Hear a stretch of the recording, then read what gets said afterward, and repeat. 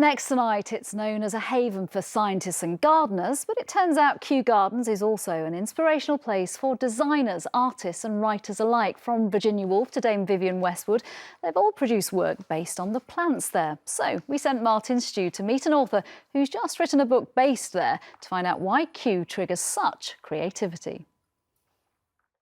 Right here is the everyday miracle of petals opening, a sparrow turning towards the sun.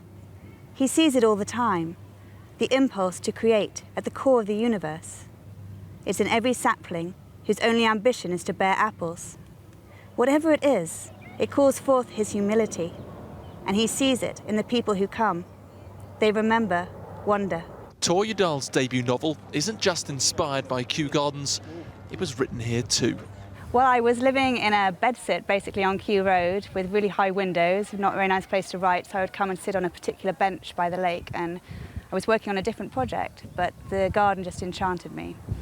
And I was really struck by how abundant life is here, and yet there were all these benches everywhere remembering the dead, and reading about all these inscriptions about people who had once loved these gardens. I became really aware of how fragile and fleeting life is.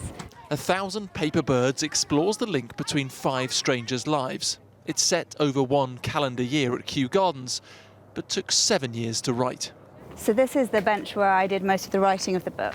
Since being published, have you had other people come and say, Kew means so much to me as well? Yes, I've heard some wonderful stories. It's one of the best things about it. I met a guy who suffered from severe agoraphobia, and the way he cured himself was to come to the garden every day and just walk a few more feet, the next day a few more feet, until he was well.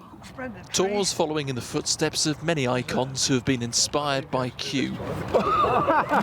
As well as Sir David Attenborough, there's Vivienne Westwood, who designed a palm dress in honour of the glass house, and Virginia Woolf, who wrote a short story, also about fleeting relationships in this 300-acre urban oasis. It is something for all the senses, isn't it? Fantastic smells of the flowers, and the boardwalk at the moment is absolutely astonishing.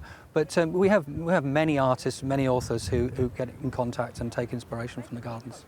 Kew's been stirring our creativity throughout its 258-year history, and with every season bringing something new, there's plenty more to be inspired by.